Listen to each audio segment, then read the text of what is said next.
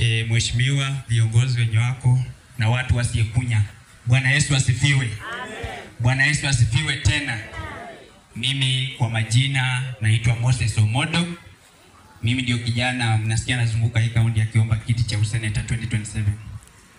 Na hii ndio wakati sisi vijana tunataka tuchukue hii uongozi, at least tubadilishe hii kaunti. Na niko na imani hii uongozi nitaileta hapa Nambale sub county. Tunataka sisi kama viongozi tukipewa hii nafasi tuende tufanye kazi. Na hatutaki kupigiwa makofi tu kienyeji. Tunataka kazi yetu yenyewe isababishe nyinyi mfanye nini? Mtupigie makofi. Tunataka viongozi ambao wanaweza patikana, available leaders. Hatutaki viongozi ambao tunawapatia viti na wanapotea. Mimi niko na agenda na hii kaunti yetu. Mkiangalia hii kaunti yetu tuko nyuma sana. Na hatutaki kupeana mifano ya kaunti zingine, na sisi wenyewe tunafaa turekebishe hii kaunti. We have to change the voting pattern of this county for us to change the leadership and the progress of the county.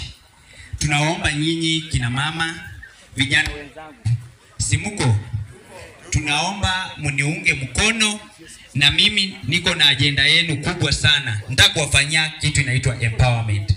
Najua vijana hakuna kazi, si ndio? Hata mimi penye niko hapa sina kazi, lakini tunajisukuma mbele.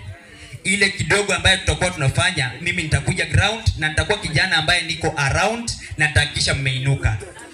Kina mama na vyama zenu hizi, nitahakikisha, najua senator hana pesa ya maendeleo, lakini through well wishers na government organization na wale marafiki ambao nitapata through my influence as a senator, nitahakikisha nimekuja hapa na nimewainua.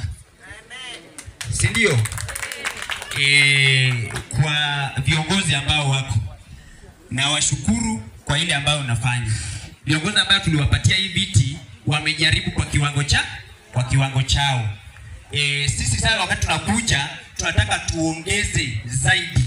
Tusipe wale wakwenda kupotelea Nairobi wakati sisi tumepewa kazi na hao watu wa chini. Mkiangalia mheshimiwa ambaye hapa, mlipitisha na chama? Mlipitisha na chama? Sasa mimi hata sioni nikikuja na chama. Sisi tulisema tuko partyless. Nataka mnipe kura kama mimi. I don't want to serve party interest. I want to serve the interest of my people. Bwana Yesu asifiwe. Mimi nashukuru kwa kunisikiza na Mungu awabariki.